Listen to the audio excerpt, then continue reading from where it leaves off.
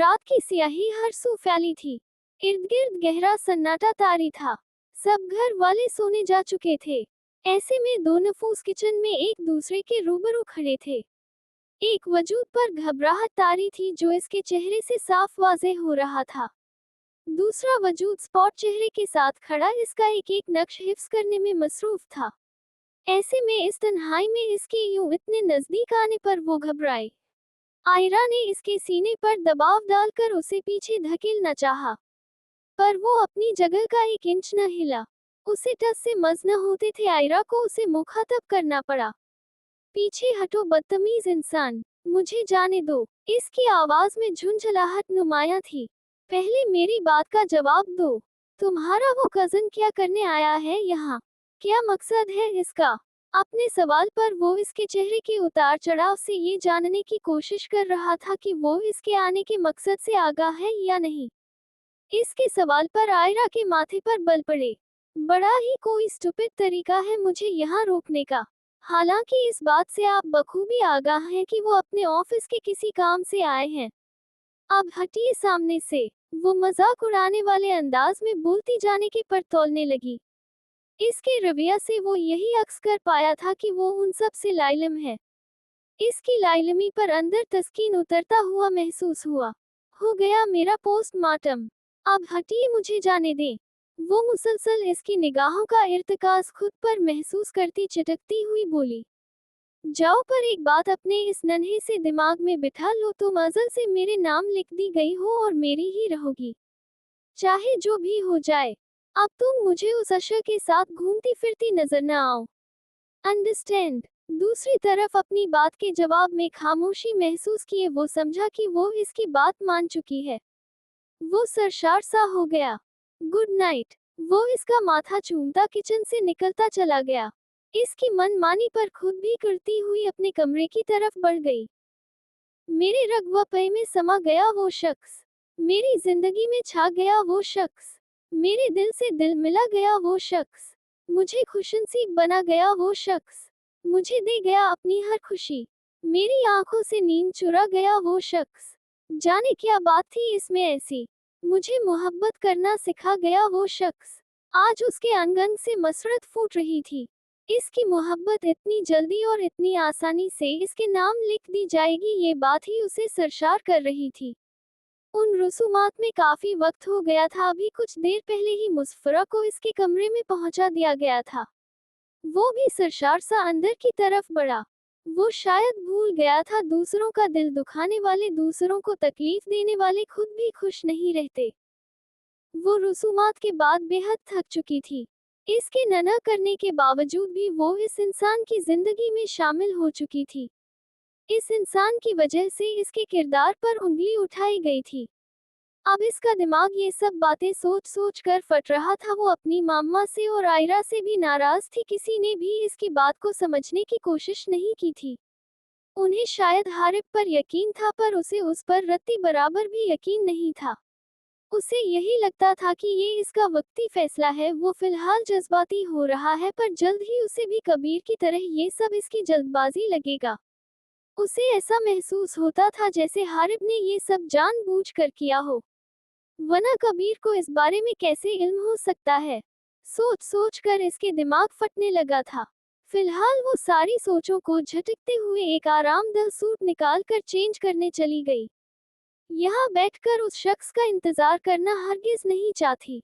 वो चेंज करती सोफे पर आकर बैठ चुकी थी। एक बार फिर सोचे इस शख्स के गिर्द घूमने लगी थी। बेशक वो खुद भी कबीर से अलहदगी चाहती थी, मगर ऐसे हरगिज नहीं। हारिब ने हौले से दरवाजा खोला। वो उसे सामने ही सोफे पर बैठी नजर आ गई। उसे चेंज किए देख इसने मुंह बिसुरा। अभी तो ठीक से उसे देखा भी नहीं था, अभी तो इसकी तैयारी को सराहा भी न था कि वो सब कुछ मिला मिट कर चुकी थी।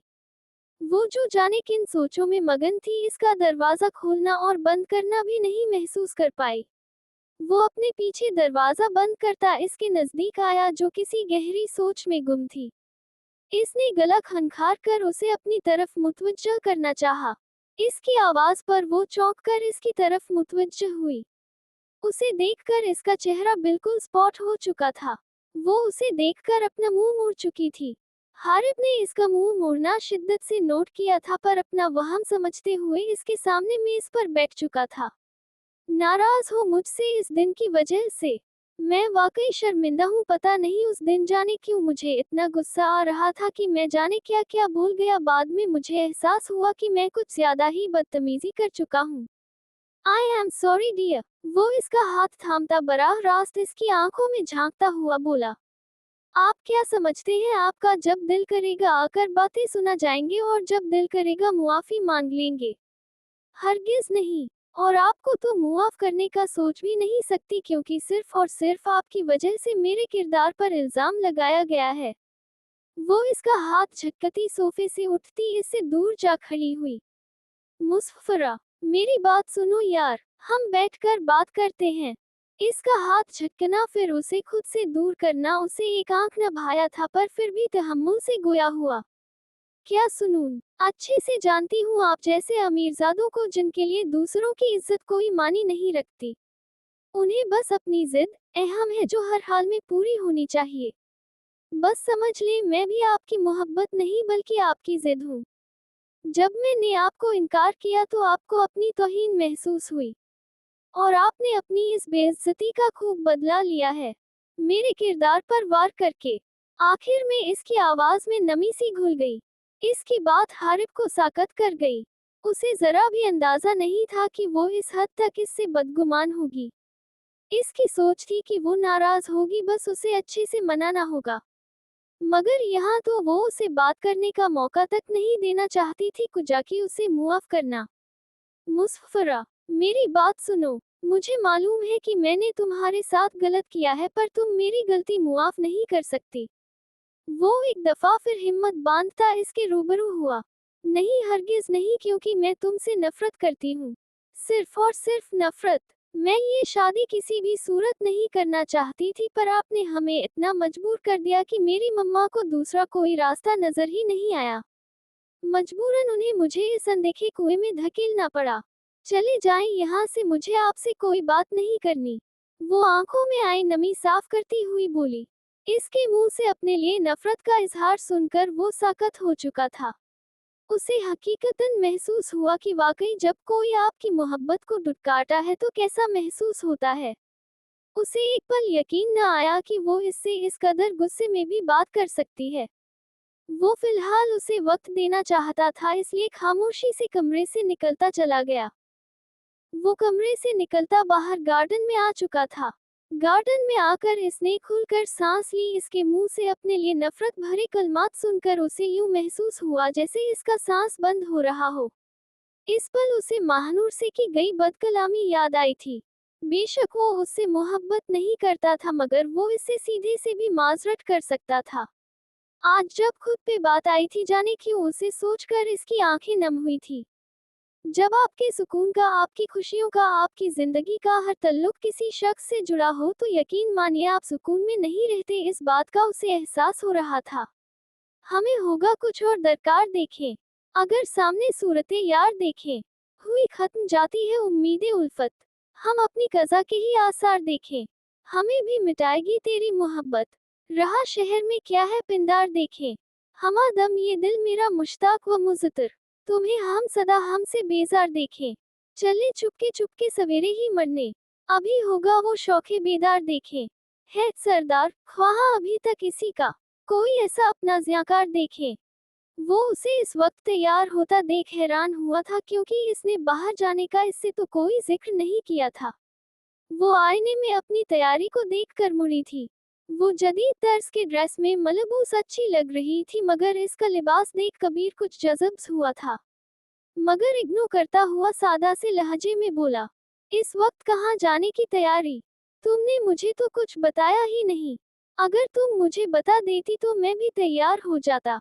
हरगिज नहीं, ये हम दोस्तों की गेट टुगेदर है, इसमें तुम्हारा कोई काम नहीं। वैसे भी ये जरूरी नहीं कि मैं हर बात तुम्हें बताऊं। मैंने अपनी जिंदगी में कभी बाहर जाने के लिए डैड से इजाजत नहीं ली। तुमसे लेना तो बहुत दूर की बात है। वो नखवत से सिर झटकती हुई बोली, मैं इजाजत लेने की बात नहीं कर रहा, बस ये कह रहा हूँ कि तुम मुझे बता भी सकती थी। वो इसके लहजे को इग्नोर करता गुस्से पर काबू करता तहम्मुल से बोला, मुझे देर हो रही है, फिलहाल तुम्हारी बकवास सुनने के मूड में नहीं हूँ। वो एक अदा से बाल झटकती बदतमीजी से बोलती बाहर निकल गई। इसकी बदतमीजी पर वो जलता करता इस पर 2 हर्फ भेजता सोने के लिए लेट गया। कल निकाह के बाद वो पहली बार इसके कमरे में आई थी। बड़ी मम्मा ने उसे भेजा था कि जाकर उसे नाश्ते के लिए बुला लाए। वो बहाने से उन दोनों को पास लाने की कोशिश कर रही थी। उसे जाने क्यों आज झिझक सी महसूस हो रही थी।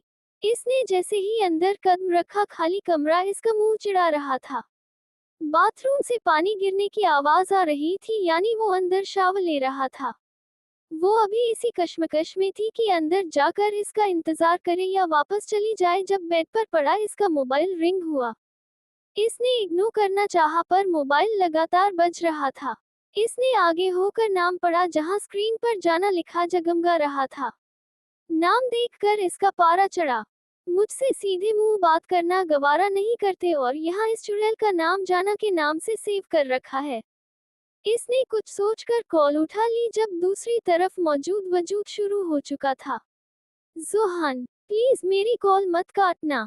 मुझे पता तुम मुझसे नाराज हो। मेरी बात तो सुनो। मैं तुमसे मोहब्बत। इसकी बात बीच में ही रह गई जब पीछे से किसी ने फोन अचक चुका था। मेरे रूम में क्या कर रही हो? और मेरे मोबाइल पर क्या जासूसियां कर रही हो? वो 2 कदम चलता इसके करीब आया। मुझे क्या पड़ी है जासूसी करने की? वो तो मोबाइल बज रहा था तो मैंने उठा लिया। वैसे मैं ये बात अच्छे से समझ गई हूँ कि आप ये शादी क्यों नहीं करना चाहते थे। वो यासियत भरे लहजे में बोली। अच्छा, जरा मुझे भी बताओ क्यों नहीं करना चाहता था? वो महजूज होता हुआ बोला। वो जाना की कॉल देख चुका था। वो समझ गया था कि अब ये आपकी पुतली अपने दिमाग के घोड़े दूर तक दौड़ाएगी। जब पहले से ही जाना रखी हुई है फिर मैं कहाँ नजर आऊंगी? वो मुंह बनाती हुई बोली। हाँ देखो, तुम मेरी और जाना की जिंदगी में विलेन बनकर आई हो। अगर तुम न होती तो अब तक हमारी शादी हो चुकी होती। इसने गौर किया था कि इसकी बात पर इसके चेहरे पर साया सा लहराया था। बड़ी मम्मा आपको नाश्ते के लिए बुला रही हैं। वो अपने लहजे पर कंट्रोल करती वहां से भागती हुई निकलती चली गई। मनसा, मेरी बात सुनो यार। उसे भागते देख वो उसे रोकने के लिए बोला, मगर वो अनसुनी करती हुई चली गई। उफ खुदाया, अब ये पागल लड़की जाकर मम्मा को शिकायत ही न लगा दे। इसीलिए मैं इससे शादी नहीं करना चाहता था। कितनी इमेच्योर है ये अभी भी। वो सिर झटकता हुआ नाश्ते की गर्ज से नीचे की तरफ बढ़ गया। वो कमरे से निकलता सीढ़ियों की तरफ बढ़ा। जब अपने नाम की पुकार पर उसे रुकना पड़ा, इसने पीछे मुड़कर देखा जहां सारा चची गुस्से से उसे घूर रही थी। जोहान, तुम्हें जरा शर्म नहीं अपने से इतनी छोटी लड़की से शादी करते हुए? मैं हरगिज अपनी बेटी की जिंदगी बर्बाद नहीं करने दूंगी। तुमने अच्छा नहीं किया मेरी बेटी को वर्गला कर। मेरी बेटी से दूर रहो। बेशक निकाह हो चुका है, मैं हरगिज भी इसकी रुखसती नहीं होने दूंगी। ये तुम्हारी भूल है कि सब कुछ तुम्हारी सोच के मुताबिक हो रहा है। तुम में अगर जरा भी शर्म है तो जहां से आए हो चुपचाप वहीं वापस चले जाओ। उनकी बातों पर इसके माथे पर बल पड़े थे। वो बगैर उनकी बात का जवाब दिए वहां से क्या घर से बाहर निकल गया। वो अभी मीटिंग से फारिग होता ऑफिस से निकलता शॉपिंग की गर्ज से मार्केट की तरफ बढ़ गया। इसका इरादा सबके लिए कुछ शॉपिंग करने का था। वो ऐसे ही उनके घर रह रहा था, इसलिए वो सबके लिए कुछ न कुछ खरीद रहा था जब उसे कुछ दूर खड़े वजूद को देख किसी जाने पहचाने चेहरे का एहसास हुआ था।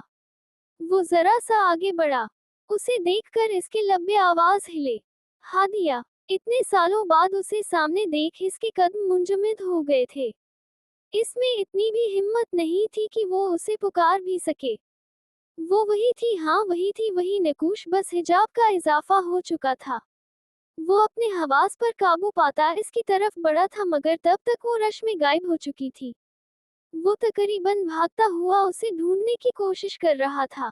हादिया। वो रश को चीरता आगे की तरफ बढ़ा मगर अब दूर तक इसका कोई नाम व निशान तक न था। वो सिर थाम कर रह गया। एक दफा फिर वक्त हाथों से फिसलता हुआ महसूस हुआ। क्या वक्त फिर से किसी को खुशी देगा या ये टूटने टूटने का खेल यूं ही जारी रहेगा? हर दिल की चाहत अधूरी रह जाती है।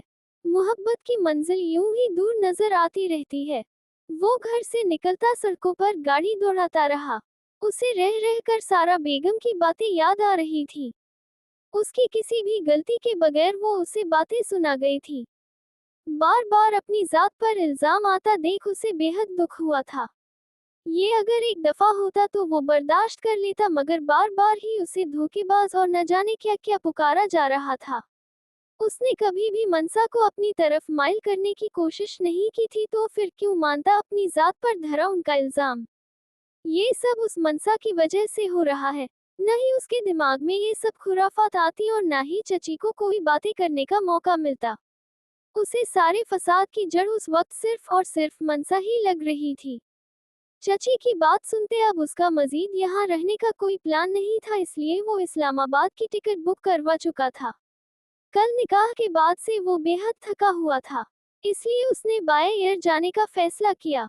हारब के वलीमे की तकरीब आज शाम थी, जिसे अटेंड किए बिना वो नहीं जाना चाहता था, इसलिए उसने टिकट कल की बुक करवाई थी। जाने उनके रिश्ते का क्या बनने वाला था। जब भी वो दिमाग को उसकी तरफ मुतवज्जह करने की कोशिश करता, उस लड़की की वजह से कोई न कोई इल्जाम उस पर लगा दिया जाता था। सारा बेगम उनके इस नाजुक रिश्ते के दरमियान दीवार की तरह हायल थी। कुछ देर पहले तक उसका इरादा मनसा की गलत फहमी दूर करने का था, मगर अब उसका ऐसा कोई प्लान न था। उसकी बला से वो जो सोचती थी उसके बारे में सोचती रही। उसने ये कहते हुए दिल को इत्मीनान दिलाया था, पर जैसे उसकी दलीलों पर दिल मुतमिन नहीं हुआ था। लेकिन वो दिल की बात को यकसर फरामोश कर गया। अब उसका रुख वापस घर की तरफ था। मेरे हमसफर, तेरी बेरुखी दिल ए मुब्तला की शिकस्त है। उसे कैसे तरह मैं कहूँ फतह, यह मेरी अना की शिकस्त है।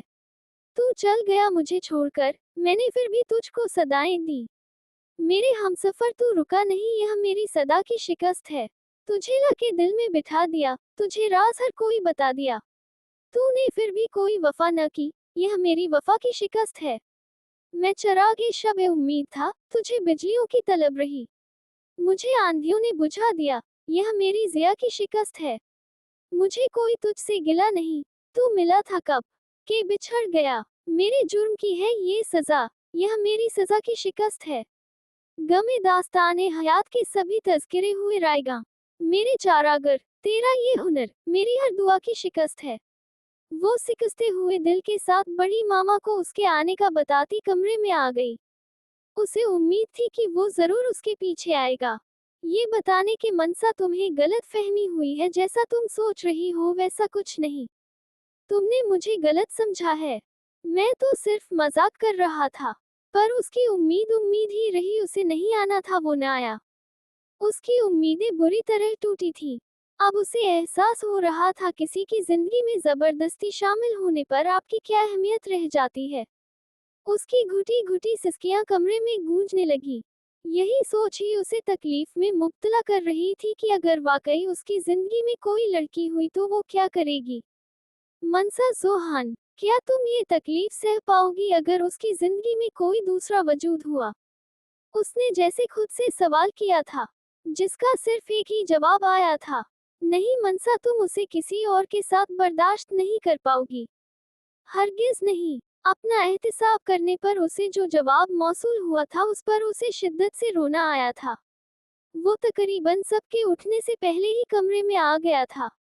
जब वो सामने उसके बेड पर बड़े सुकून से महवे इस्तिराहत थी, वो 2 कदम चलता करीब आया था। जरा से फासले पर रुककर उसका मनमोहना चेहरा देखा था। इस चेहरे ने ही तो उसे अपनी कैद में किया था। इतने बुरी तरह उसके हवासों को झकड़ा था कि वो एहतिजाज तक न कर पाया। यह इश्क कैसी बला का नाम था, इससे मिलने से पहले वो बिल्कुल नावाकिफ था, जिससे ये लड़की उसे आगाह कर गई थी। वो गहरी सांस भरता सोफे की तरफ बढ़ गया। उस वक्त उसके आज़ा शदीद थकावट का शिकार था। वो पूरी रात कमरे से बाहर ढेंटों की तरह बैठा रहा। अब उसे यूं महसूस हो रहा था जैसे उसका जिस्म अकड़ गया हो। इसलिए उसने कुछ देर आराम करने का फैसला किया। कुछ देर बाद उसके हसीन सरापे से नजरें चुराता हुआ सोफे की तरफ बढ़ गया आराम करने के गर्ज से। सोफे पर लेटते ही उसके थके आज़ा पुरसुकून हुए। वो लेटते ही नींद की वादियों में खोता चला गया। एक पुरसुकून नींद लेकर वो उठी थी। रात को बिस्तर पर लेटते ही ऐसी नींद आई थी कि उसे कोई होश न था। पिछले कुछ दिनों से वो ठीक से सो भी न पाई थी इस निकाह की टेंशन में। उसने उठकर एक नज़र कमरे में दौड़ाई, अजीब सा एहसास था, नई जगह, नए लोग। उसने एक नज़र सोफे पर लेटे वजू पर डाली जो न जाने रात के कौन से पहर आकर लेटा था। वो सिर झटकती हुई अलमारी से कदरे सादा सा ड्रेस लिए वॉशरूम की तरफ बढ़ गई। वो शावर लेकर बाहर आई तो उसे हनोज सोता पाया। वो बज़ाहिर तो ड्रेसिंग के सामने खड़ी बाल बना रही थी, मगर उसकी सोचें जाने कहाँ परवाज कर रही थी। उसने कभी सोचा भी न था कि उसकी जिंदगी यूं पलटा खाएगी। यकदम ही वो कबीर की जिंदगी से निकल हारब की जिंदगी में शामिल हो चुकी थी। उसने घड़ी पर निगाह डाली जो 1 बजे का वक्त बता रही थी। टाइम देख उसे हैरत का झटका लगा कि वो इतनी देर सोती रही। घर वाले न जाने उसके बारे में क्या सोचेंगे। एक नई टेंशन वो दिमाग पर सवार कर चुकी थी। वो वलीमे की मुनासिबत से पीच कलर की सादी सी मैक्सी में मलबूस थी। वो रेडी होकर नीचे आई तो सब घर वाले तकरीबन जा चुके थे। आरसम कुछ देर पहले ही वलीमे के इंतजामात देखकर आया था। उसे यही लगा था सब घर वाले जा चुके हैं। वो सीढ़ियां उतरता नीचे आया। जब उसके कानों में हील की टिक टिक सुनाई दी, उसने हैरानगी से पीछे मुड़कर देखा। उसके हिसाब से सब घर वाले जा चुके थे। आयरा भी उसकी मौजूदगी पर कुछ कंफ्यूज हुई। उसके हिसाब से तो उसके बाबा उसे लेने आने वाले थे, तो ये कहाँ से आ गया। वो सुकून से सीढ़ियां उतरती उसे इग्नोर करती सोफे पर जाके बैठ गई। उसे सामने देख अरसम को खुशगवार हैरत हुई। वो मुस्कुराता हुआ उसके सामने आकर बैठ गया। रू, तुम गई नहीं अभी तक? मुझे लगा सब चले गए हैं, मैं ही लेट हो गया हूँ। वो उसके नजदीक आता हुआ बोला। आपसे मतलब मैं जाऊं या न जाऊं? वो मुंह बसुरती हुई बोली। अरसम ने गौर से उसे देखा जो उस वक्त बेहद हसीन लग रही थी। उसने आयरा की हेजल ब्राउन आंखों में झांका जिसमें उसे खुद के लिए नाराजगी नजर आई। चलो आओ चलते हैं, वो उसकी तरफ हाथ बढ़ाता हुआ बोला। मैं आपके साथ नहीं जाऊंगी, बाबा मुझे लेने आ रहे हैं। वो उसके बढ़े हुए हाथ को इग्नोर करती हुई बोली।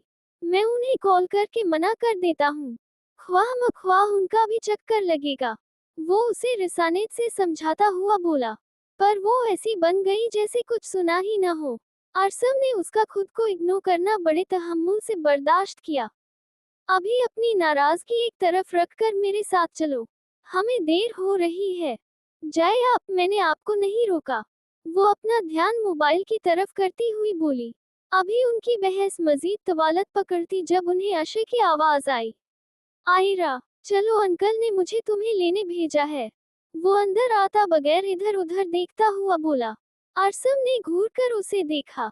जब उससे रहा न गया तो बोल पड़ा।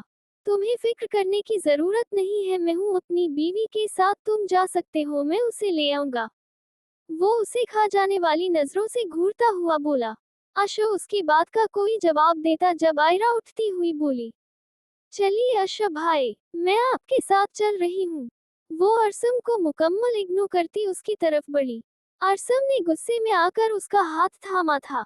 मिसेज अरसम, अगर आप जिद्दी हैं तो मैं आपसे डबल जिद्दी हूँ। तुम जाओगी तो सिर्फ और सिर्फ मेरे साथ। मैंने ये हक किसी को नहीं दिया कि वो तुम्हारी तरफ देखे भी। वो उसे खींचता अपने हिसार में कैद कर चुका था। वो उसका गाल थपथपाता हुआ उसे लिए बाहर की तरफ बढ़ गया। आयरा ने अशर के सामने उसकी बेबाकी पर उसे घूर कर देखा। उसने मुजामत करते उसका हिसार तोड़ने की कोशिश की, जो कि नामुमकिन सी बात थी। अरसम, छोड़ो मुझे, मुझे तुम्हारे साथ कहीं नहीं जाना। वो उसके बाजू पर हाथ मारती चिल्लाई। अरसम ने उसकी मुजामत को इग्नोर करता लाकर उसे अपनी गाड़ी में बिठाया। खुद दूसरी तरफ आता गाड़ी में बैठ चुका था। आयरा को अपनी बेबसी पर रोना आया। यानी हर दफा वो अपनी मनमानी करेगा और वो यूं ही देखती रह जाएगी। अरसम ने पहले तो उसका रोना इग्नोर किया, मगर जब वो चुप न हुई तो झंझलाते हुए बोला। रू, अपने आंसू साफ कर लो, यह न हो कि जब मैं अपने तरीके से साफ करूं तो तुम्हें बिल्कुल अच्छा न लगे। वो वार्निंग देने वाले लहजे में बोला। उसके आंसू उसे इरिटेट कर रहे थे। उसकी धमकी पर वो और जोर से रोने लगी।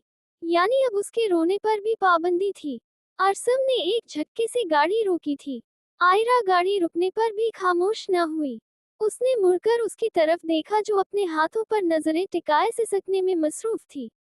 किस बात पर रोना आ रहा है तुम्हें? तुम्हें तुम्हारे उस कजन के साथ जाने नहीं दिया इसलिए। वो माथे पर बल डालते हुए बोला। उसकी बात पर आयरा का हिलता वजूद साकित हुआ था। इसने मुड़कर हैरानगी से उसकी तरफ देखा था, यानी वो उस पर शक कर रहा था। आई हेट यू, वो आंखों में गुस्सा लिए बोली। उसकी बात पर अरसम के माथे पर बल नुमाया हुए। वो उसका हाथ खींचता हुआ उसका रुख अपनी तरफ मोड़ता खुद से करीब कर चुका था। आज तो ये लफ्ज कह दिए, आइंदा मत दोहराना, समझी तुम? वो उसकी आंखों में देखता हुआ बोला। एक दफा नहीं 1000 दफा कहूंगी, मैं आपसे नफरत करती हूँ। आप जो भी कह ले, मुझ पर इल्जाम लगाएं, मुझ पर शक करें, मगर मैं बोलूं तक ना, तो यह आपकी गलत फहमी है। वो उसके कंधे पर हाथ मारती चिल्लाई थी। उसके पहले जुमले पर उसका गुस्सा सवा नेज़े पर जा पहुंचा था, मगर जब उसकी बात सुनी तो उसे अपनी कही हुई बात याद आई। वो तो वैसे ही गुस्से में बोल चुका था, मगर वो शायद वो कुछ और ही समझ चुकी थी। रू, आई एम सॉरी यार, मगर मेरी बात का हरगिज मतलब यह नहीं था जो तुम समझ चुकी हो। मैं तो पागल हूँ, गुस्से में जाने क्या बकवास कर जाता हूँ। पर मेरी एक बात हमेशा याद रखना, मैं मरकर भी तुम पर शक नहीं कर सकता। वो मोहब्बत से उसका चेहरा हाथों में भरता उसकी बहती आंखों को होंठों से मुताबिर करता हुआ बोला। वो उसकी बात पर वो कुछ नहीं बोली थी, मगर उसकी आंखों में सच्चाई देखकर वो समझ चुकी थी वो वाकई सच कह रहा था। उसकी बात पर वो कुछ पुरसुकून हुई थी, मगर उसकी जसारत पर उसे परे धकेल गई। अरसम उसके पीछे धकेलने पर होश में आया था, मगर फिर भी वो उसके माथे पर बोसा देता पीछा हटा था। वो सीधा होता गाड़ी स्टार्ट कर चुका था। वो जब से यहाँ आई थी उसे खुद को इग्नोर करता महसूस कर रही थी। वो कितने दिल से तैयार हुई थी, मगर यहाँ आकर उसका दिल बुझ सा गया। क्या वो हमेशा ही मुझे ऐसे इग्नोर करते रहेंगे? उसने खुद से सवाल किया था। वो आयरा की हम रंग मैक्सी में मलबूस थी। चेहरे पर छाई उदासी उसे मजीद हसीन बना रही थी। जिसके लिए तैयार हुई थी उसने एक नजर भी उस पर डालना गवारा नहीं किया था। वो खामोशी से एक तरफ बैठी सबके हंसते मुस्कुराते चेहरे देख रही थी। क्या फायदा था ऐसे रिश्ते का जिसमें वो शख्स आपका होकर भी आपका नहीं था? अब तो उसे यकीन हो चला था कि जरूर उसकी जिंदगी में कोई और है। वो शख्स सबसे ही हंसकर बात करता, मगर जब उससे हमकलाम होता तो कड़वे अल्फाज बोलकर अपनी नापसंदीदगी हमेशा ही जाहिर कर जाता था। मनसा जोहान, देख लो यह अंजाम होता है जबरदस्ती के रिश्तों का। तुम्हारे नाम के साथ तो उसका नाम जुड़ चुका था, पर उसका दिल कभी तुम्हारे साथ नहीं जुड़ पाएगा। वो खुद पर हंसती हुई बोली। दिल पे एक तरफा कयामत करना, मुस्कुराते हुए रुखसत करना, अच्छी आंखें जो मिली है उसको, कुछ तो लाजिम हुआ वहशत करना। जुर्म किसका था, सजा किसको मिली? अब किसी से न मोहब्बत करना। घर का दरवाजा खुला रखा है, वक्त मिल जाए तो जहमत करना। वो ग्रे मैक्सी में बेहद हसीन लग रही थी। वो उस वक्त कार की पिछली सीट पर बैठी थी, जिसे जोहान ड्राइव कर रहा था। हारब जोहान के साथ बैठा फ्रंट मिरर से वक्तन फवक्तन उस पर निगाह डाल रहा था, जिससे वो बखूबी आगाह थी। वो उसके देखने के अंदाज पर उंगलियां मरोड़ रही थी। वो लगी इतनी प्यारी रही थी, या शायद उसे ही बेहद हसीन लग रही थी। वो उस पर से नजरें हटा नहीं पा रहा था। गाड़ी में 3 लोगों की मौजूदगी के बावजूद जामत खामोशी थी। तीनों वजूद अपनी अपनी सोचों में मगन थे। जोहान सिर झटकता उनकी तरफ मुतवज्जह हुआ। वो दोनों ही खामोश से थे। उसके हिसाब से नए शादीशुदा जोड़े ऐसे तो नहीं होते।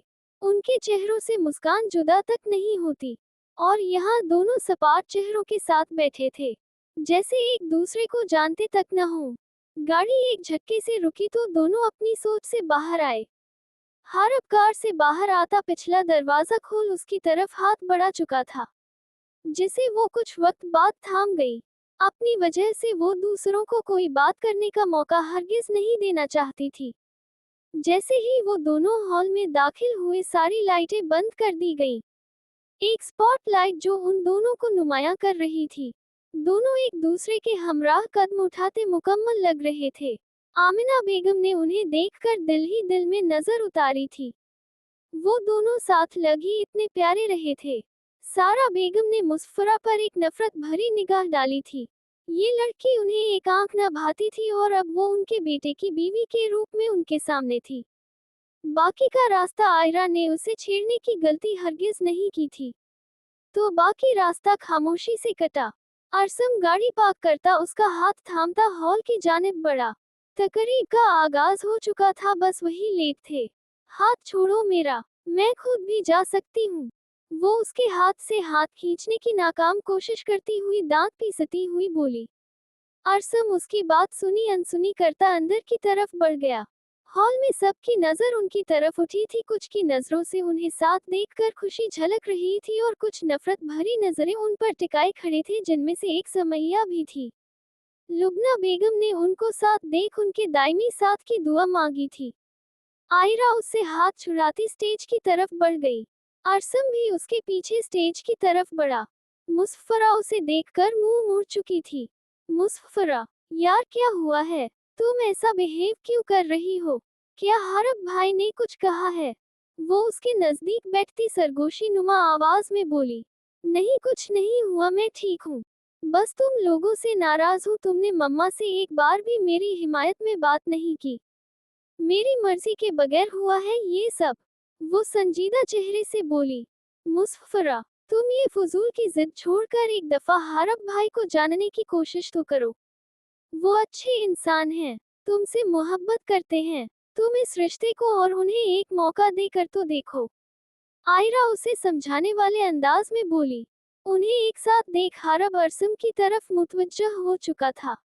हरब ने करीब आते अरसम की कमर में एक मुक्का जड़ा था। निकम्मे इंसान, वलीमा मेरा है और वीआईपी की तरह तू आ रहा है। अभी भी न आता, जब तकरीब का इख्तिताम हो जाता तब आता। हरब ने खूंखार नजरों से उसे घूरा। ओए बेगैरत इंसान, कमर तोड़ दी मेरी। ये कहीं का गुस्सा कहीं पर उतार रहा है। अच्छे से दिख रहा है मुझे। वो कमर सहलाता हुआ बोला। मुंह बंद रख और यह बता इतनी देर से क्यों आया है? अब की बार वो तहम्मुल से गवाया हुआ। यही बात सुकून से नहीं पूछ सकता। वो आयरा को पिक करने गया था तो बस उसी में देर हो गई। वो आधी बात गोल करता हुआ बोला। हरब ने समझते हुए इस बात में सिर हिलाया। तो ये बता, तेरी हड्डियां तो सलामत हैं? कहीं भाभी ने कमरे से तो नहीं निकाल दिया था रात को? वो उसे तपाने वाली मुस्कुराहट चेहरे पर सजाते हुए बोला। उसकी बात पर हरब ने जलकर उसे देखा, फिर अपना हिसाब बराबर करने के लिए बोला। चल ओए, चुप कर, अपना मुस्तकबिल न बता, क्योंकि तेरे जो हालात लग रहे हैं तेरा यही हिसाब होने वाला है। वो उस पर मुस्कुराहट उछालता मुस्फरा की तरफ बढ़ गया। वो आयरा को स्टेज से उतरते देख चुका था। जुहान जैसे ही हॉल में एंटर हुआ था, दिल ने पहली ख्वाहिश ही उसे देखने की थी। वो दिल को डपट कर चुप कराने की कोशिश करता, उससे पहले ही उसकी नजर मनसा पर पड़ चुकी थी। वो अपने ही भाई की शादी में यूं अकेली एक कोने में गुमसुम सी बैठी थी। उसे ऐसे उदास देखकर उसके दिल को कुछ हुआ, मगर फिर सारा बेगम की बातों को याद करता उसे इग्नोर कर गया। वो नहीं चाहता था कि उन्हें बातें बनाने का और मौका मिले। वो गाहे बगाहे चोर नजरों से उसे देख रहा था, जो पीच कलर की मैक्सी में दिल में उतर रही थी। मगर यह बात खुद से मानना नामुमकिन था, कजा कि उसको जाकर बताना। वलीमे का इख्तिताम अच्छे से हो चुका था। आयरा जानबूझ के उसे चिढ़ाने की खातिर अशर की गाड़ी में सवार होकर जा चुकी थी। अरसम तब से अंगारों पर लौट रहा था। उसे रह रह कर उस पर गुस्सा आ रहा था, जो उसकी बात को रद्द करती अपनी मनमानी कर चुकी थी। नाराजगी अपनी जगह, वो कितनी दफा माफी मांग चुका था, मगर दूसरी तरफ जैसे असर ही नहीं हो रहा था। हरब ने आयरा को अशर के साथ जाते देख उसके चेहरे पर जो गुस्सा देखा था, उसे देख एक मिनट वो खुद भी टेंशन में आ गया था। वो उनके जाते ही उसे समझाने के लिए उसके नजदीक आया। अरसम, कूल डाउन यार, तुमने भी तो इतने कुछ गलत किया है उसके साथ। अभी इतने गुस्से पर काबू रख। यह न हो मामला संभलने की बजाय मजीद बिगड़ जाए। हारब उसकी तरफ देखता समझाने वाले अंदाज में बोला, कितना सब्र रखूं, अब ये सब कुछ हद से बढ़ रहा है। हाँ, मैं मानता हूँ मैंने गलती की है, पर कितनी दफा इस बात की माफी मांग चुका हूँ। अब और क्या करूँ? सब बातें एक तरफ, मगर वो अशु को हमारे दरमियान लाकर ठीक नहीं कर रही। मैं उस कमीने का मुंह तोड़ दूंगा। वो गुस्से से पेचो ताप खाता हुआ बोला। वैसे देखा जाए शुरुआत तो ने ही की थी समैया को बीच में लाकर। वैसे जहां तक मेरा ख्याल है वो सिर्फ तुझे तंग करने को तेरी बात की नफी कर रही है। जिस चीज से तू चिढ़ रहा है वही करके वो तुझे चिढ़ा रही है। हारब कंधे उचकाता अपनी राय का इजहार करता हुआ बोला, तू अपनी बकवास बंद कर। आज तो मैं उसके दो टूक बात करके रहूंगा। वो कंधे से उसका हाथ झटकता तनफन करता कार की तरफ बढ़ गया। हारब ने इस बिफरे शेर की तरफ देख आयरा के लिए दुआ मांगी। खुद भी वो सिर झटकता मुसफरा की तरफ बढ़ गया, जो मनसा के साथ सहज सहज कर कदम उठाती बाहर की तरफ ही आ रही थी। उसने गहरा सांस भरा, जाने उसकी रूठी बीवी कब मानने वाली थी। अशो उसे छोड़कर कुछ जरूरी काम के लिए घर से जा चुका था। बाकी अभी पीछे आ रहे थे। वो जानबूझकर अरसम को चिढ़ाने की खातिर अशो के साथ आ गई। वो जो किसी काम की गर्ज से जरा जल्दी निकल आया था, उसे सिर दर्द का कहती घर छोड़ने का कह गई, जिसे वो बगैर मिन्नत के मान चुका था। उसने गाड़ी में बैठते हुए उसका गुस्से से सुर्ख पड़ता चेहरा देखा। उसकी आंखों के तासुरात पर वो एक पल के लिए घबरा गई, फिर खुद को मजबूत करती कार में बैठ गई। उसके तासुरात देखकर यह अंदाजा हो रहा था जैसे वो सालिम ही उससे निगल जाएगा। वो सारी सोचों को झटक कर अंदर की तरफ बढ़ गई। अभी उसने हील उतार कर अपने पैरों को रिलैक्स किया था कि उसे गाड़ी रुकने की आवाज आई। वो पुरसुकून सी हो गई यह सोचकर कि घर वाले आ गए हैं। उसने अलमारी से एक आरामदायक सूट निकाला। वो अलमारी बंद करती मुड़ी थी जब कोई तनफन करता उसके कमरे में दाखिल हुआ। उसके चेहरे के तासुरात देख आयरा का हलक खुश्क हुआ। उसे देखकर वो वाकई ही डर रही थी। वो उसके गुस्से से बखूबी आगाह थी, जो गुस्से में किसी का लिहाज नहीं करता था। उस वक्त तो कोई था भी नहीं उसे रोकने वाला। अरसम तेज रफ्तार गाड़ी ड्राइव करता घर पहुंचा था। उस वक्त उसका गुस्सा सवा नेज़े पर जा पहुंचा था। वो गाड़ी पार्क करता उसके कमरे की जानिब बढ़ा था। वो कमरे दाखिल हुआ जब वो उसे सामने अलमारी के पास ही खड़ी मिल गई। वो तेज तेज कदम उठाता उसकी तरफ बढ़ा। उसे अपनी तरफ बढ़ते देख आयरा के सही मानों में हवास उड़े। उसने बेसाख्ता एक कदम पीछे की तरफ बढ़ाया। अरसम ने उसके करीब रुकते उसके हाथ से कपड़े लेकर बेड की तरफ उछाले। उसे बाजू से खींच अपने हिसार में कैद कर गया। मेरे मना करने के बावजूद तुम अपने उस कजन के साथ वापस आई। तुम्हें एक दफा समझ नहीं लगती, जहर लगता है मुझे जब वो तुम्हारे इर्द गिर्द होता है। वो उसकी आंखों में अपनी सुर्ख आंखें गाड़ता उसे बाजू से झंझोड़ता हुआ बोला, मैं क्यों मानूं ना आपकी बात, जब मैं आपसे कोई रिश्ता रखना ही नहीं चाहती। कितनी दफा बताऊं, मुझे आप जहर लगते हैं। छोड़ क्यों नहीं देते मुझे मेरे हाल पर। वो उसके अंदाज पर आंसू बहाती हुई बोली। इतने दिनों से उसके नर्म रवैये की आदत सी हो गई थी, अब उसका ये रवैया उसे बुरी तरह हट कर गया।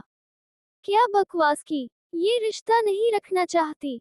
कितनी दफा कह चुका हूँ इस रिश्ते को तोड़ने की बात हरगिज मत करो, मगर तुम नहीं मुझे माफ करना चाहती हो, नहीं इस रिश्ते को दिल से कबूल करना चाहती हो। मानता हूँ गलती हो गई मुझसे, उसे सुधारना चाहता हूँ, मगर तुम एक मौका तक नहीं देना चाहती। कैसे यकीन दिलाऊं कि मैं वाकई इस रिश्ते को निभाना चाहता हूँ। जब से वापस आया, जाने कौन सी कशिश है जो बार बार मुझे तुम्हारी तरफ खींचती है। मोहब्बत करता हूँ तुमसे, तुम समझती क्यों नहीं। मुझे नहीं अच्छा लगता किसी का भी तुम्हारे इर्द गिर्द होना। वो उसके माथे से माथा टिकाता बेबसी से बोला। उसकी इतनी सी कुर्बत पर वो जैसे मरने वाली हुई थी। उसकी सांसों की तपिश उसे अपने चेहरे पर पड़ती हुई महसूस हुई। वो उसे पूरा का पूरा खुद में कैद किए खड़ा था। आयरा को उसका लहजा भीगा सा लगा था। उसे जाने क्यों उसका उदास अंदाज बिल्कुल न भाया था। फिर भी वो अपनी कैफियत पर काबू पाती उसके हाथ पीछे झटक गई। दूर रहिए मुझसे, मुझे आपसे कोई बात नहीं करनी, आप जा सकते हैं। वो उसका हिसार तोड़ती पीछे हुई। रू, क्यों कर रही हो मेरे साथ ये सब। वो ये कहता हुआ एक कदम उसकी तरफ बढ़ा। आयरा ने हाथ ऊपर किए उसे करीब आने से मना किया। मैं इसलिए कर रही हूँ क्योंकि मैं आपसे नफरत करती हूँ। समझे आप जो भी कर ले मैं कभी आपको माफ नहीं करूंगी। आयरा ने उसकी जब्त से सुर्ख पड़ती आंखों से नजरें चुराई थी। अरसम का उसकी तरफ उठता हाथ दोबारा पहलू में गिर गया। आज उसका फिर से अपनी नफरत का इजहार करना उसे शदीद तकलीफ की तरफ धकेल गया। वो जो उसे हर हाल में मना लेना चाहता था उस वक्त इतना मायूस हो चुका था कि जब वो बोला तो आयरा के दिल को कुछ हुआ। मुझे माफ कर दो आयरा। जब से आया खुद को जबरदस्ती तुम पर मुसलत करने की कोशिश कर रहा हूँ। जरूरी नहीं तुम्हें लेकर जैसे मेरे जज्बात बदले हों तुम्हारे भी बदले हों। वाकई मैं तुम्हारे काबिल बिल्कुल नहीं हूँ। हो सके तो इतने दिनों तक तुम्हें तंग करता रहा उसके लिए माफ कर देना। वो अपनी बात कहता उसके हैरान चेहरे को देखता शिकस्ते कदमों के साथ बाहर बढ़ गया। आयरा ने उसके कदमों में वाज़ेह लड़खड़ाहट देखी। जाने उसे क्यों महसूस हुआ वो बिल्कुल अच्छा नहीं कर रही। वक्त गुजारी कर देखेंगे, एक दिन तुम पह मर देखेंगे। इतनी गर्म मिजाजी क्यों है? सूरज ऊपर चढ़ देखेंगे, पत्थर होने की ख्वाहिश में। चलते चलते मुड़ देखेंगे, सूखे ख्वाब भरे हों शायद। आंख में आंसू भर देखेंगे, हिज समुंदर जैसा देखा। विशाल को चलू भर देखेंगे, पेट को दोजख क्यों कहते हैं। भूखे आठ पहाड़ देखेंगे, पाकर तुमको सब कुछ को दूं। ये भी मुश्किल सर देखेंगे, कौन सी बात से लहजा बदला। सब बातें फिर कर देखेंगे, शायद दिल की हालत संभले। उसका हाथ पकड़ देखेंगे, एक एक नक्श सहीफों जैसा। कैसे उसको पढ़ देखेंगे। हर अपनी गाड़ी रुकते ही उसकी तरफ का दरवाजा खोल अपना हाथ उसकी जानिब फैलाया था। मुसफ़रा ने उसके बढ़े हुए हाथ को यकसर फरामोश किया था। शुक्रिया, मगर मुझे आपकी मदद की जरूरत नहीं है। वो दो टूक अंदाज में कहती गाड़ी से उतरती घर की जानिब कदम बढ़ाने लगी। उसकी बात पर हरब ने लब भींच कर अपना हाथ पीछे किया था। शायद ये उसके अमल का ही नतीजा था। खुद वो अक्सर जानबूझकर दूसरों को नीचा दिखाता था। आज यूं किसी ने उसे जरा सा नजरअंदाज किया था तो उसे दूसरों की तकलीफ का अंदाजा हुआ था। वो खामोशी से उसके पीछे चलने लगा। मुसफ़रा ने हैरानी से उसका अंदाज देखा था जो उसकी बात के जवाब में एक लफ्ज भी न बोला था। वो पल पल अपने रवैयों से उसे हैरान कर रहा था। वो अपनी सोचों में इस कदर उलझी थी कि उसे अंदाजा भी न हो पाया था कि कब उसकी हील उसकी मैक्सी में फंसी थी जिसकी वजह से वो अपना तवाज़ुन न रख पाई। यकीनन वो बहुत बुरी तरह जमीन को सलामी पेश कर जाती अगर हरब बरवक्त उसे थाम न लेता। हरब ने उसे गिरने से बचाने के लिए अपनी तरफ खींचा था जिसकी वजह से वो उसके वजूद का हिस्सा बनी। हरब ने दोनों हाथ उसके गिर्द लपेटकर उसे कैद कर रखा था। वो उसकी धड़कन की अर्तिशाश साफ सुन रहा था। मुसफ़रा ने जरा सा सिर उठाकर उसकी तरफ देखा था जो उसकी तरफ ही मुतवज्जह था। उसने झिझक कर पीछे होना चाहा पर सामने वाले का ऐसे कोई इरादा नहीं था। उसकी सांसों की तपिश उसे अपने चेहरे पर पड़ती मालूम हो रही थी। उसने घबरा कर उसकी तरफ देखा था। छोड़िए मुझे, उसकी बात पर वो होश में आता उसे अपनी गिरफ्त से आजाद कर गया मगर उसका हाथ अभी भी उसके हाथ में मकैद था। हाथ छोड़िए मेरा। वो उसकी मजबूत गिरफ्त से अपना हाथ छुड़ाने को बेताब थी। बेशक मैंने वादा किया था कि तुम्हारी हर बात मानूंगा, पर ऐसी किसी भी जिद को मैं हरगिज भी पूरा नहीं करूंगा जिससे तुम्हें जरा सी भी तकलीफ हो। वो संजीदगी से बोलता उसका हाथ थामे अंदर की तरफ बढ़ गया। मुसफ़रा को उसका ये मेहरबान सा रूप बेहद भाया था। वो उसके साथ चलती यकटक उसे देखने में मसरूफ थी। क्या ये हमेशा यूं ही मेहरबान रहेंगे? वो एक हसरत लिए खुद से ही मुखातिब थी। हरब ने कमरे में आकर उसका हाथ छोड़ा था। मैं जानता हूँ तुम मुझे पसंद नहीं करती। इसके बावजूद भी मैं तुमसे मोहब्बत करता हूँ और हमेशा करता रहूंगा। वो उसकी तरफ झुकता अपना हक इस्तेमाल करता उसके माथे पर पहला इस्तेहकाक भरा लम्स छोड़ता चेंजिंग रूम की तरफ बढ़ गया। मुसफ़रा फ्री सी उसे जाता देख रही थी। उसने माथे पर हाथ रखकर उसका लम्स महसूस करना चाहा जो पूरे आबोताब से चमक रहा था। गजल, बड़ा दुश्वार होता है किसी को यूं भुला देना कि जब वो जज्ब हो जाए रगों में खून की मानिंद। वो शिकस्ता हाल सा उसके कमरे से निकलता नीचे हॉल की तरफ बढ़ा जहां सब बड़ों की बातों की आवाजें आ रही थी, जिसका मतलब था वो घर आ चुके हैं। वो बगैर किसी की तरफ देखता तेज तेज कदम उठाता घर से निकलता चला गया। सबने हैरानगी से उसका रवैया देखा था। लुबना बेगम ने उसे पीछे से पुकारा था मगर वो मुड़ा तक नहीं। वो अपनी सोचों में इस कदर गुम था कि उसे उनकी आवाज तक सुनाई न दी। वो घर से निकलता सड़कों पर बेमकसद गाड़ी दौड़ाता रहा। उसे आयरा के अल्फाजों की बाज़िश तब तक अपने कानों में महसूस हो रही थी। उसका यूं नफरत का इजहार करना, बार बार धत्कारना उसे अंदर तक तोड़ गया था। वो गाड़ी रोकता स्टीयरिंग व्हील पर अपना माथा टिका गया। कैसे भूलता, उसे इतना आसान थोड़ी था उसे भुलाना। जो शख्स आपकी रूह का मकीन हो उसे कैसे खुद से दूर किया जा सकता है, कैसे खुद में से उसे निकाला जा सकता है। आयरा ने खाली खाली नजरों से उसे खुद से दूर होता देख रही थी। वो तो कब का जा चुका था मगर वो वहीं खड़ी उस जगह को घूर रही थी जहां कुछ देर पहले वो खड़ा था। यही तो वो चाहती थी, उसे खुद से दूर करना। फिर जाने ऐसा क्यों लग रहा था जैसे अंदर से सब खाली खाली हो गया हो। बार बार उसका उदास चेहरा आंखों सामने आकर उसे डिस्टर्ब कर रहा था। वो बार बार सिर झटक कर उसे भूलने की कोशिश कर रही थी, मगर जैसे उसका चेहरा आंखों से चिपक गया था। नहीं, मैंने बिल्कुल ठीक किया। वो यही सब डिजर्व करते हैं।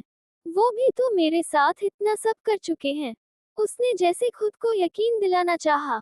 तो तुम उससे बदला ले रही हो, उसके दिल ने सदा दी। उसने घबरा कर अपने अंदर से आती आवाजों को झटका। वो सुबह सुबह ही इस्लामाबाद जाने के लिए निकल चुका था। वो किसी से भी मिले बगैर जा चुका था। आमिना बेगम ने फोन करके उससे शिकवे शिकायत किए मगर वो यहाँ आने के लिए न माना। उसका कहना था कि फिलहाल वो कुछ वक्त के लिए अकेले रहना चाहता है। मनसा को यही महसूस हुआ जैसे वो सिर्फ उससे दूर जाने के बहाने ढूंढ रहा है। वो दिल ही दिल में उससे मुतनफ्फिर हो चुकी थी। अगर उन्हें मेरी कोई परवाह नहीं तो मुझे भी नहीं है। वो खुद को अपने पेपर्स में उलझा चुकी थी। घर वाले उनके रवैयों से परेशान थे।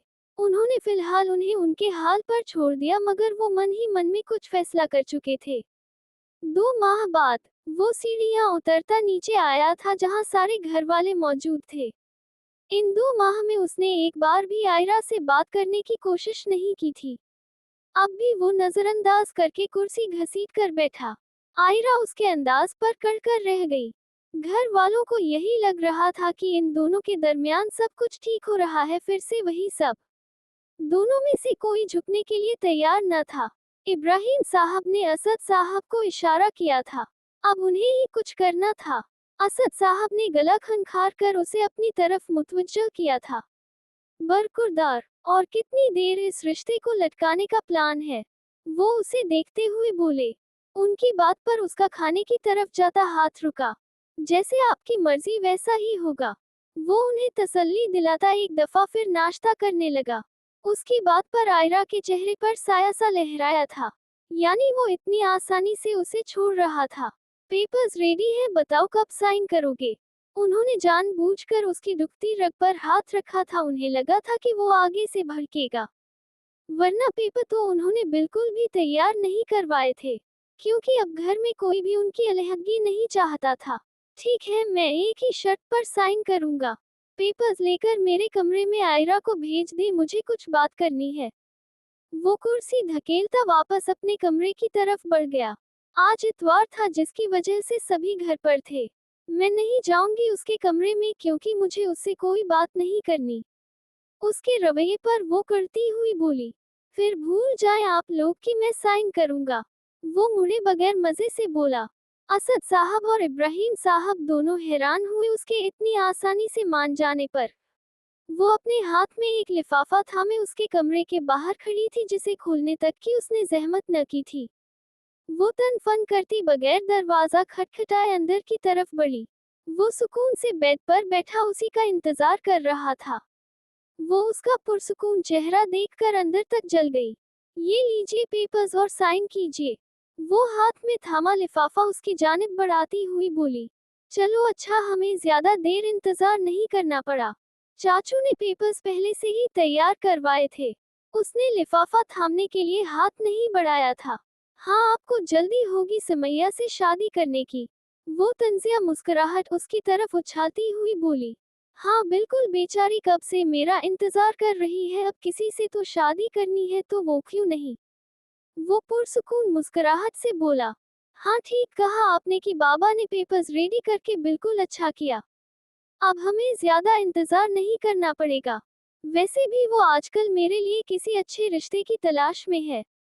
वो जानबूझकर बोली। वो जो अब तक सुकून से खड़ा था उसकी बात पर अंदर तक जल गया। पर अपने गुस्से पर काबू पाता वो खुद को पुरसुकून करने की कोशिश करने लगा। तुमने साइन कर दिए? वो उसे देखते हुए बोला। एक शेर था तो दूसरा सवा शेर। नहीं, पहले आप साइन करें। मैं बाद में कर दूंगी। यह न हो पिछली बार की तरह मेरा साइन करना बेकार जाए और आप गुस्से में आकर पेपर्स फाड़ दें।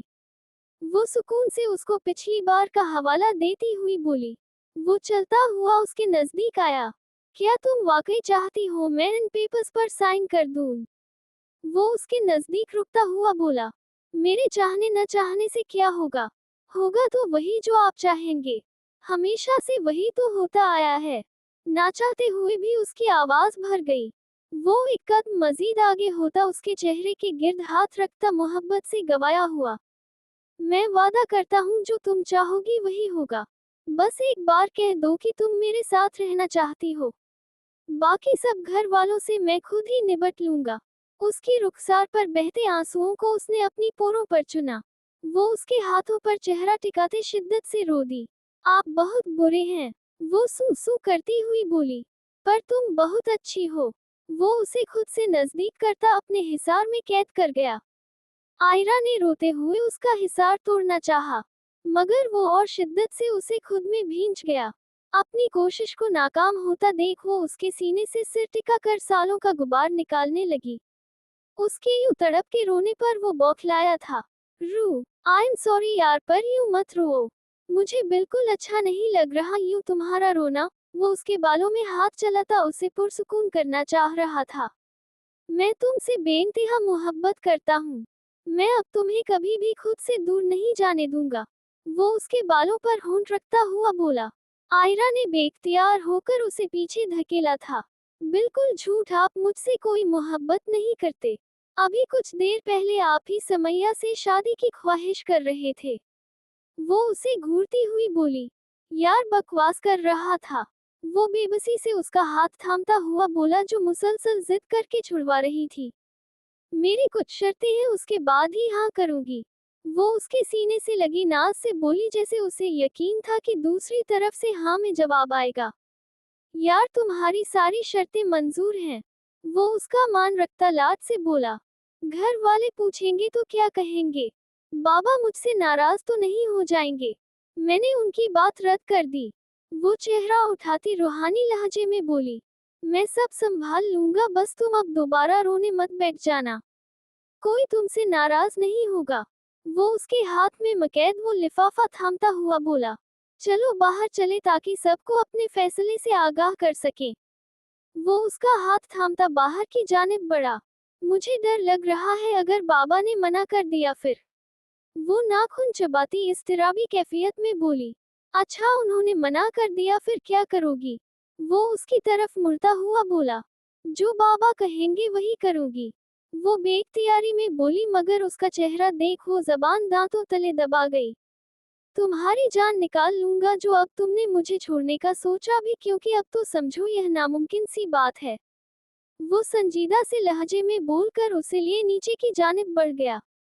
वो दोनों सीढ़ियां उतरते नीचे आए जब सामने लाउंज में ही उन्हें असद और इब्राहिम साहब दोनों नजर आ गए। अरसम सुकून से चलता उनके नजदीक आया और हाथ में पकड़ा लिफाफा सामने टेबल पर टिका चुका था। दोनों ने बैक वक्त सिर उठाकर उनकी तरफ देखा था। आयरा जैसे उसके पीछे छुपने की कोशिश कर रही थी।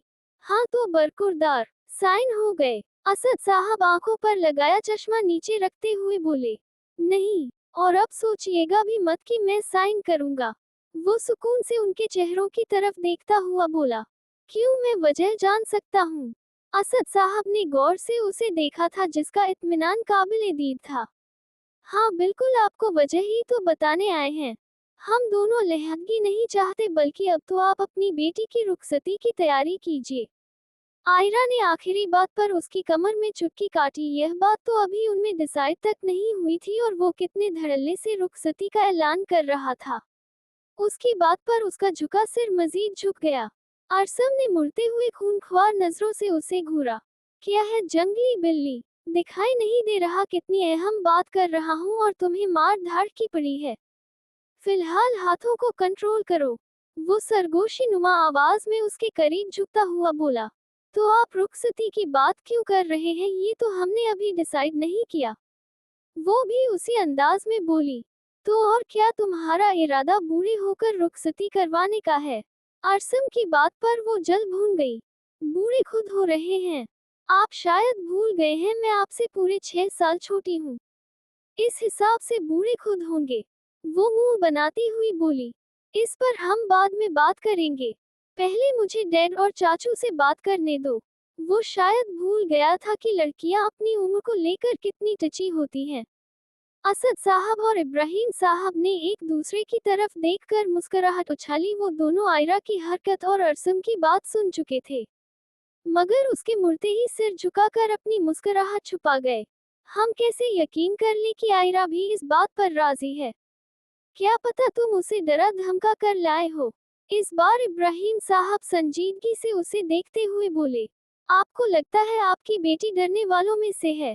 फिर भी आप अपनी तसल्ली के लिए उसी से पूछ लें। वो उसका हाथ थामता उसे आगे करता हुआ बोला। हाँ बोलो आयरा, क्या जो अरसम चाहता है वही आप भी चाहती हो?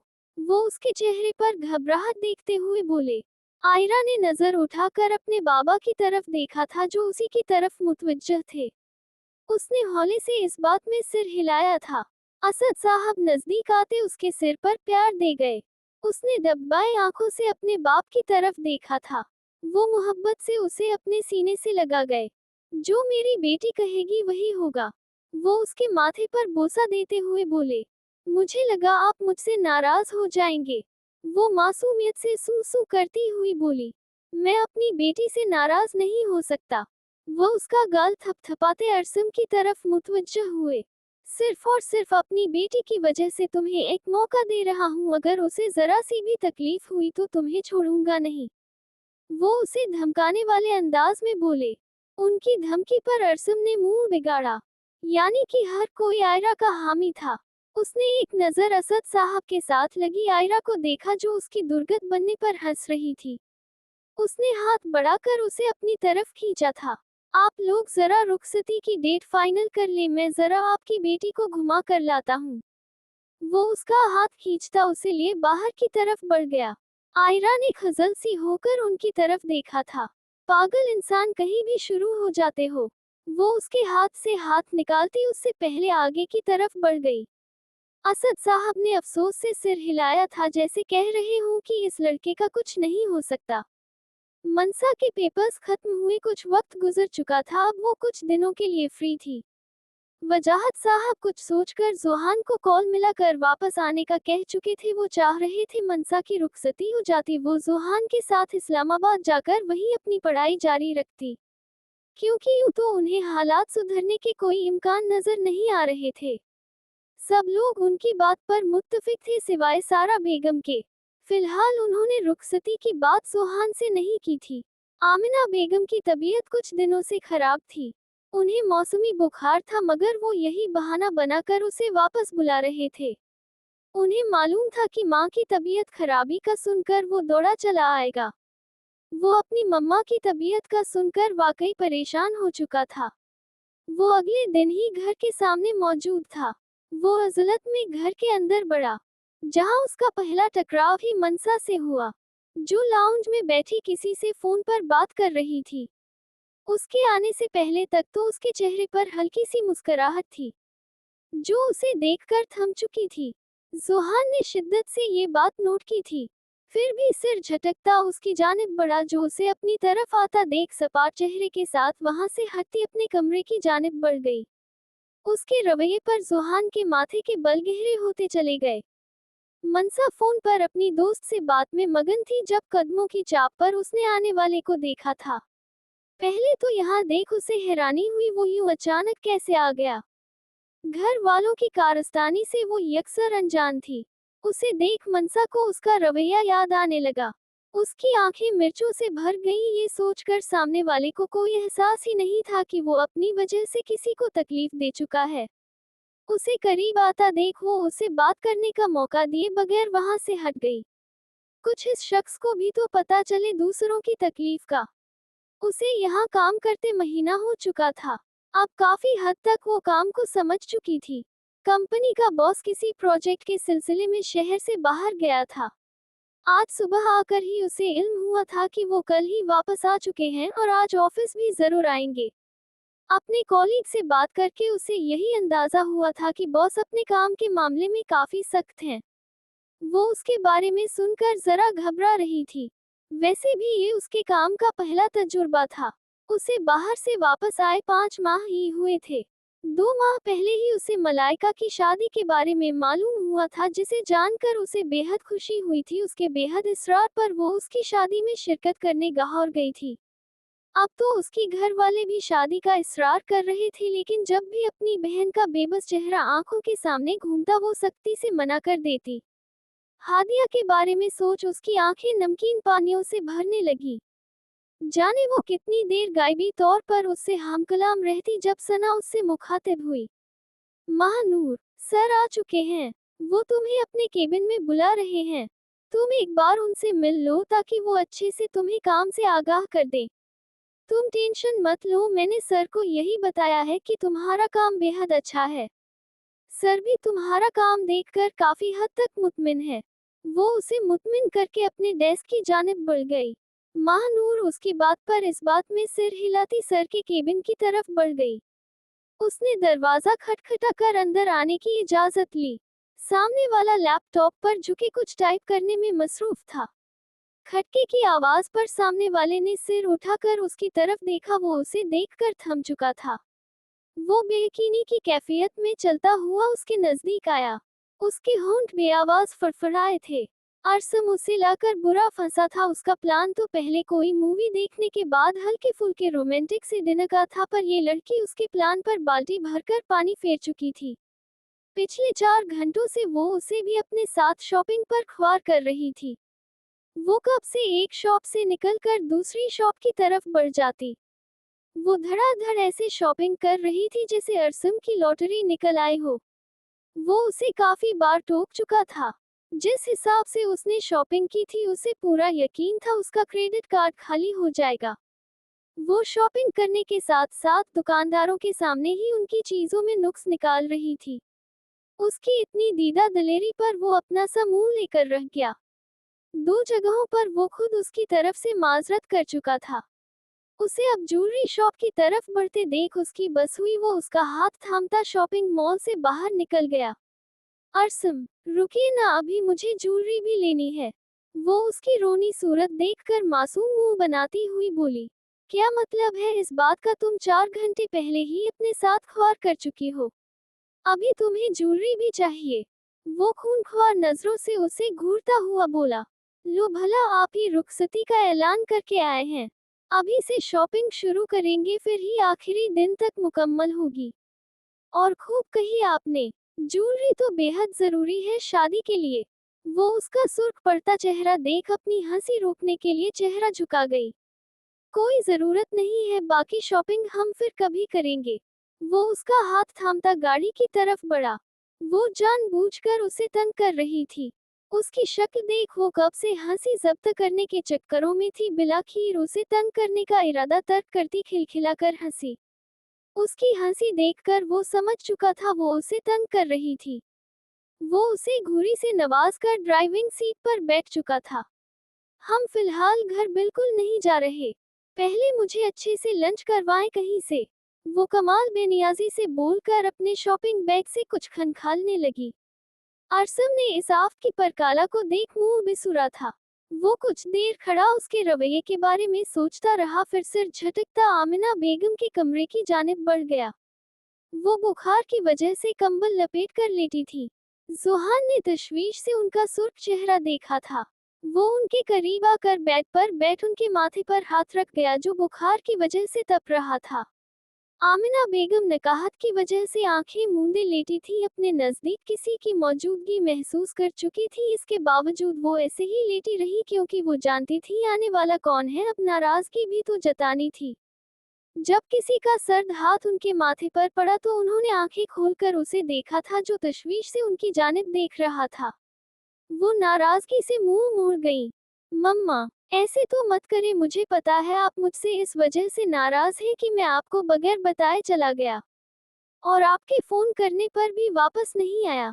मैं थोड़ा सा डिस्टर्ब था। प्लीज मुझे माफ कर दें। प्लीज एक बार, वो अकीदत से उनके हाथों पर बोसा देता हुआ बोला। बिल्कुल मैं नाराज हूँ। तुम्हें अब भी आने की जरूरत नहीं थी। भला ऐसे भी कोई करता है? वो खफा खफा सी बोली। सॉरी कर तो रहा हूँ। अब बहुत से दिन रुकूंगा। प्रॉमिस। वो उन्हें तसल्ली देने वाले अंदाज में बोला। उसकी बात पर उन्होंने महज हुंकार भरा। मुझे आपकी तबीयत ठीक नहीं लग रही। चलिए उठे, डॉक्टर के पास चलते हैं। वो उनका हाथ थामता बेसब्री से बोला। जरा सब्र रखो। तुम्हें क्या लगता है कि मैं तुम्हारे सहारे बैठी थी कि तुम आओ और मुझे डॉक्टर के पास लेकर जाओ? तुम्हारी इत्तला के लिए अर्ज है कि मैं तुम्हारे पापा के साथ डॉक्टर के हो आई हूँ। मौसमी बुखार है, मेडिसिन लूंगी तो ठीक हो जाऊंगी। वो उसे शर्मिंदा करने वाले अंदाज में बोली। उनकी बात से वो वाकई शर्मिंदा हो गया था। उसका शर्मिंदा सा चेहरा देख अब उनसे रहा नहीं गया। वो अपनी नाराजगी दूर करती मोहब्बत भरे अंदाज में बोली। जाओ तुम आराम करो, थक गए होगे, लंबे सफर से आए हो। मैं भी कुछ देर रेस्ट करूंगी तो ठीक हो जाऊंगी। वो उसका खूबरू चेहरा देखती हुई बोली। वो इस बात में सिर हिलाता उनके पास से उठता अपने कमरे की जानिब बढ़ गया। वो वाकई उस वक्त बेहद थका हुआ था। फिलहाल वो कुछ देर आराम करना चाहता था। इन 2 महीनों में इतना हुआ था कि वो आपस में थोड़ी बहुत गुफ्तगू करने लगे थे। उसका केयरिंग अंदाज मुसफ्फरा को धीरे धीरे उसकी तरफ रागिब कर रहा था। इन माह में उसके अंदर बहुत सी मुसीबत तब्दीलियां आई थीं। अजनबियत की दीवार आहिस्ता आहिस्ता गिर रही थी, जिसमें ज्यादा हाथ हारब का ही था। मुसफ्फरा ने उसके साथ रहते हुए ये बात नोट की थी कि उसने आज तक उसे उसके हकलाने का कोई ताना नहीं दिया था, बल्कि इसने तो सिर्फ उसका मेहरबान रूप देखा था, जो उसकी जरा सी तकलीफ पर बौखला जाता था। वो अब खुद भी एक नॉर्मल लाइफ गुजारना चाहती थी। वो तो बस उसकी तरफ से पहल का इंतजार कर रही थी, जिसके दूर दूर तक कोई इम्कानात नजर नहीं आ रहे थे। उसने नजर उठाकर हारब की तरफ देखा था जो अभी अभी कमरे में आया था, जो अब अलमारी से जाने क्या निकाल रहा था। वो एक सफरी बैग लाकर बेड पर खोल के रख चुका था। अब अलमारी से कपड़े निकाल वो नफासत से तह करता बैग में रख रहा था। बैग को देख मुसफ्फरा का दिल डूब कर उभरा था। क्या वो कहीं जा रहा था? वो हैरानी से यकटक उसी को देख रही थी। वो बैग बंद करता उसकी तरफ मुड़ा। वो दरअसल सुहान भाई कुछ वक्त के लिए वापस आए हैं, तो इस्लामाबाद वाली ब्रांच को देखने वाला भी कोई होना चाहिए। डैड तो हमारे मैनेजर का नाम सजेस्ट कर रहे थे, पर मैंने सोचा मैं चला जाता हूँ, ऐसे में तुम कुछ दिन सुकून से गुजार लोगी। मेरी वजह से वैसे भी तुम्हें प्रॉब्लम होती है। वो उसकी हैरानगी देख उसे सब बताता वॉशरूम की तरफ बढ़ गया। मुसफ्फरा ने टेंशन से नाखून चबाए थे, यानी उसे लगता है मैं अब भी उसे नापसंद करती हूँ, तभी वो मेरी खातिर मुझसे दूर जा रहे हैं। मैं हमेशा ही उन्हें बातें सुनाई है, उन्हें बुरा भला कहा है, उन्हें यही लगता है कि मैं अब भी उनके साथ रहना नहीं चाहती। उफ खुदाया, कैसे रोकूं उन्हें? वो दिल ही दिल में खुद से मुखातिब थी। हाँ, उनका बैग छुपा देती हूँ। जितनी देर में उसने अपने सोचों के घोड़े दौड़ाए, वो वॉशरूम से निकलकर बैग उठाकर अलमारी में रखता सोने के लिए लेट चुका था। उसे कल सुबह निकलना था। मुसफ्फरा को जब यकीन हो गया वो सो चुका है, वो दबे कदमों अलमारी की तरफ बढ़ी। अलमारी खोलकर उसमें से बैग निकालकर कमरे से बाहर की तरफ बढ़ गई। उसके बैग को स्टोरूम में छुपाकर वो मुतमिन सी होती सोने के लिए लेट चुकी थी। बस अब उसे सुबह का इंतजार था। उसे पूरा यकीन था कि अब हारब नहीं जाएगा। आशा ने हैरानगी से उसे देखा था। उसे देखकर वो मुंजमद सा हो गया था। 4.5 सालों बाद उसे 2 माह कबल बाजार में दिखाई दी थी। उसने कितना ढूंढने की कोशिश की थी पर वो उसे न मिली और अब यूं अचानक वो सामने आ चुकी थी। उसे देखकर उसके होंठ बेआवाज हिले थे। हादिया। वो कदम कदम चलता उसके करीब आ चुका था। उसने हाथ बढ़ाकर उसे छूना चाहा जब महानूर फुर्ती से पीछे हटी। सर ये आप क्या कर रहे हैं? वो अंगलियां मरोड़ती नर्वस सी बोली। उसे कुछ अजीब लगा, उसकी हादिया ऐसी तो नहीं थी। हाँ, उसके नैन नक्श सामने खड़े वजूद से मेल खाते थे, उसकी आवाज भी लगभग ऐसी थी। फिर क्या था जो गलत था? कुछ ऐसा था जो उसकी नजरों से छूट रहा था। हादिया, अशो उसे देखकर बोला। उसकी आंखें जज्बात की शिद्दत से सुर्ख हो रही थीं। उसकी बात पर महानूर के चेहरे पर साया सा लहराया था। उसने हैरानी से उसकी तरफ देखा था, वो कैसे जानता था हादिया को। मगर फिर अपने जज्बात पर काबू पाती सपाट चेहरे के साथ बोली। महानूर। सर मेरा नाम महानूर है, हादिया नहीं। मैं आपकी नई वर्कर हूँ, 1 माह पहले ज्वाइन किया है। सना ने मुझे भेजा है ताकि आप अच्छे से मुझे काम से आगाह कर दें। वो उसकी बात काटती हुई बोली। उसके लहजे में वाज़ेह लड़खड़ाहट थी। महानूर। अशो उसे देख हौले से बड़बड़ाया। यानी एक दफा फिर वो तही दामन रह गया था, वो उसकी हादिया नहीं थी। वो तो कोई और थी। उसका चेहरा पल में मायूस हुआ। सॉरी, मिसअंडरस्टैंडिंग हो गई। मैं आपको कोई और समझा। कैसी हैं आप मिस महानूर? कैसा तजुर्बा रहा हमारे साथ काम करके? वो अपने चेहरे के तासुरात नॉर्मल करता बमुश्किल हल्की सी मुस्कुराहट लिए बोला। मेरा पहला तजुर्बा था पर यहाँ सब बहुत कोऑपरेटिव है, मुझे जरा भी मुश्किल नहीं आई। वो मुस्कुराती हुई बोली। अच्छा लगा सुनकर। अब जाकर अपना काम करें, बाकी वक्तन फवक्तन आपको काम से आगाह कर दिया जाएगा। वो वापस मुड़ता अपनी सीट की तरफ बढ़ गया। इस चेहरे को देख जैसे उसके जख्म फिर से कुरेदे गए। वो इजाजत पाते ही बाहर की जानिब बढ़ गई। उसने मुड़ते ही गहरा सांस भरा। फिलहाल वो हादिया के बारे में बिल्कुल बात नहीं करना चाहती थी, इसलिए यकसर अनजान बन गई। जो उस शख्स के बारे में सोच रही थी, अगर वो सही था तो उसे वाकई उस शख्स से हमदर्दी महसूस हुई। अगर वो किसी मोजज़े के इंतजार में था तो ये इंतजार लाहासिल ही रहना था। वो सारी सोचों को झटकती अपने डेस्क पर बैठ लैपटॉप खोल काम में मगन हो चुकी थी। एक यही तरीका था इन सब से पीछा छुड़ाने का। उसके जाते ही वो कुर्सी पर गिर सा गया था। आज फिर उस जालिम महबूब की सोचें बुरी तरह हावी हुई थी। एक जुनू बेमानी, एक यकीन लाहासिल। क्या मिला हमें मोहसिन उसकी आरजू करके? वो अभी अभी ऑफिस से घर आया था। काम की ज्यादती की वजह से उसके आसाब बुरी तरह थकन का शिकार थे। उसका इरादा पहले शावर लेने का था ताकि थकावट का कुछ असर जाहिल हो सके। अभी वो कपड़े लेता अलमारी की तरफ बढ़ता जब कोई दरवाजा खोलता आंधी तूफान बना अंदर आया। सारा बेगम को सामने देख उसके आसाब झंझना उठे थे। उसे पूरा यकीन था वो रुखसती की खबर सुन जल्द या बदीर जरूर आएगी। वो इत्मीनान से खड़ा उनका गुस्से भरा अंदाज मुलाहिजा करता रहा। तुम फिर से आ गए मेरी बेटी की जिंदगी बर्बाद करने। तुम क्यों उसका पीछा नहीं छोड़ देते? मैं माँ हूँ, मुझे पता है वो तुम्हारे साथ खुश नहीं रह सकती।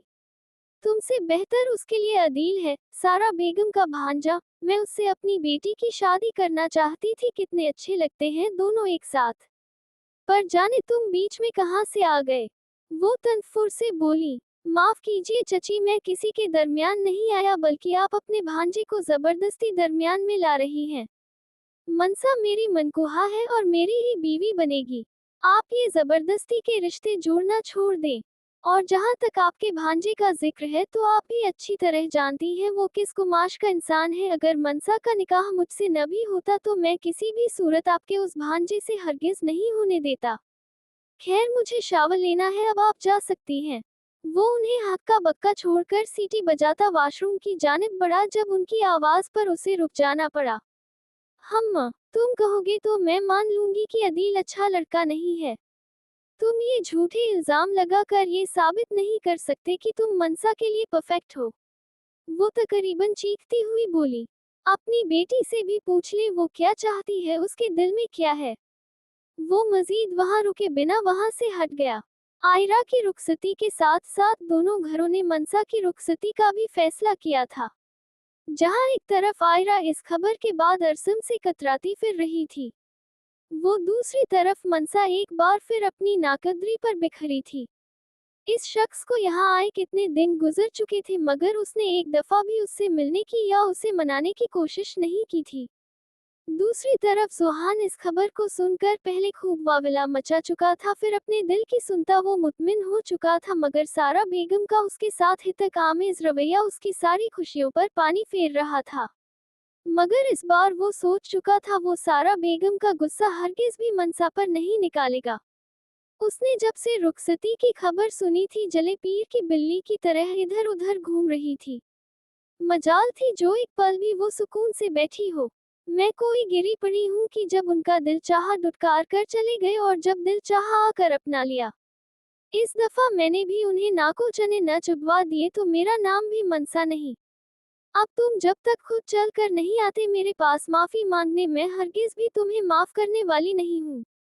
वो दिल ही दिल में पुख्ता अज़ाइम बांधती मुतमिन हो चुकी थी। जब से उसने इस्लामाबाद जाने का बताया था तब से वो उसकी हरकत का जायजा ले रहा था। उसका बेचैन होना वो नोट कर चुका था। वो सोया हरगिज नहीं था, बस आंखें मूंदे लेटा था। वो अच्छी तरह जानता था कि कब वो उसके करीब से उठकर अलमारी की तरफ बढ़ी। उसे हैरानी हुई कि वो इतनी रात को अलमारी से क्या तलाश कर रही थी। उसके हाथ में अपना बैग देख उसे कुछ कुछ अंदाजा हो चुका था। उसका दिल बल्लियों उछला, यानी वो चाह रही है कि मैं न जाऊं। उसे कमरे से बाहर जाता देख वो सुकून से लेटा रहा। अब तो पुरसुकून नींद आनी थी, ये सोचकर मुसफ्फरा आहिस्ता आहिस्ता ही सही उसे कबूल कर रही थी। वो बाजू सिर के नीचे टिकाए उसी के बारे में सोच रहा था। उसके दोबारा रूम में आने पर वो फिर से आंखें मूंद गया। मुसफ्फरा अब अपनी इस कारस्तानी से मुतमिन होकर आंखें मूंद गई। उसे पूरा यकीन था कि अब वो नहीं जा सकेगा। वो नॉवल पढ़ने में इस कदर मगन थी कि रात का दिन गोल कर गई।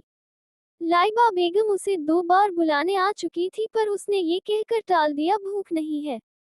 रात के लगभग 11:30 हो रहे थे, सब घर वाले सोने जा चुके थे, अब उसे भूख बुरी तरह सता रही थी। वो पाँव में चप्पल दिस्ती कमरे से बाहर निकल गई। सीढ़ियां उतरते उसने इर्द गिर्द गहरा सन्नाटा महसूस किया। वो झुरझुरी लेती किचन की तरफ बढ़ गई। किचन की लाइट जला, उसने फ्रिज से खाना निकाला। बिरयानी देख उसका मुंह पानी से भरा। अब उसे अफसोस हुआ, गर्मा गर्म बिरयानी मिस कर दी। उसने मुंह बिसूर कर बिरयानी को ओवन में रखा। वो प्लेट टेबल पर रख कर मुड़ी जब वो दरवाजे पर खड़ा मोहब्बत पाश नजरों से उसे ही टक रहा था। आयरा ने उसे देख नजरें चुराई थी। जब से रुखसती का पता चला था उसे अरसम से झिझक सी महसूस हो रही थी। वो कदम कदम चलता उसके करीब आकर रुका। चुप क्यों रही हो मुझसे जानम? वो उसके बेहद नजदीक आता उसके गाल को सहलाता हुआ बोला। उसकी इतनी सी नजदीकी पर आयरा का दिल 120 की रफ्तार पर दौड़ रहा था। आयरा ने सीने पर हाथ रखकर फासला कायम करना चाहा, जो कि नामुमकिन सी बात थी। वो अपने सीने पर धरा उसका हाथ अपने हाथ में मकैद करता होंठों से लगा गया।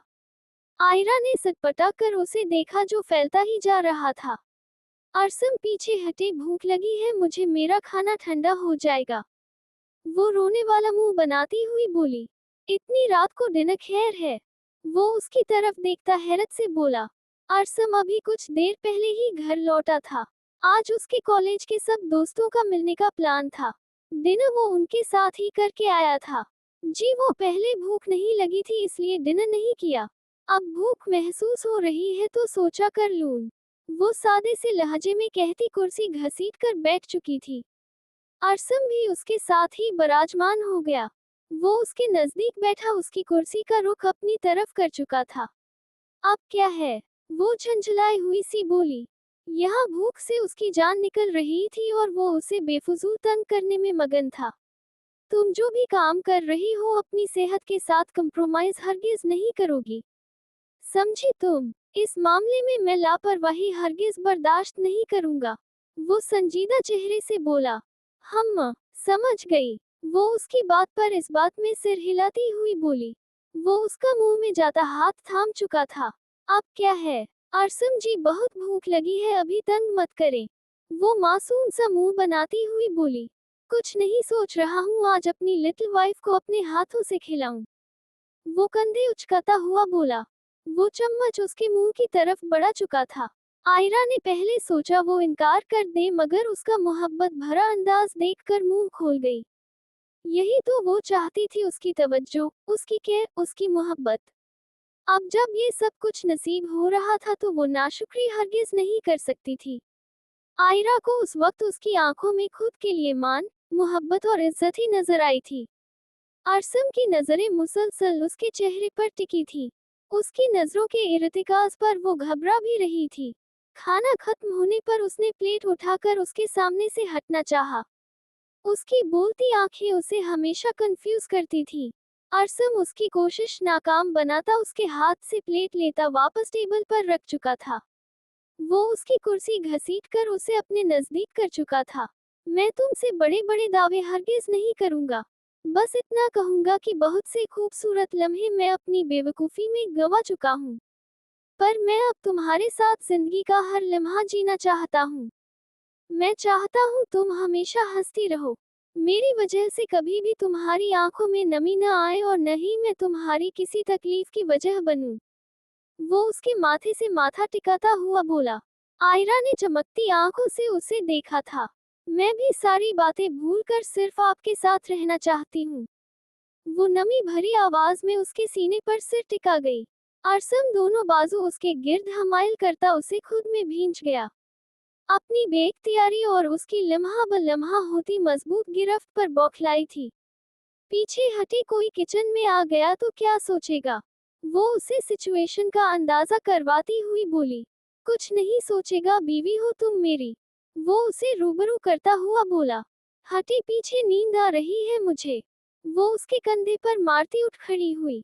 अरसम ने मोहब्बत से उसे जाते हुए देखा।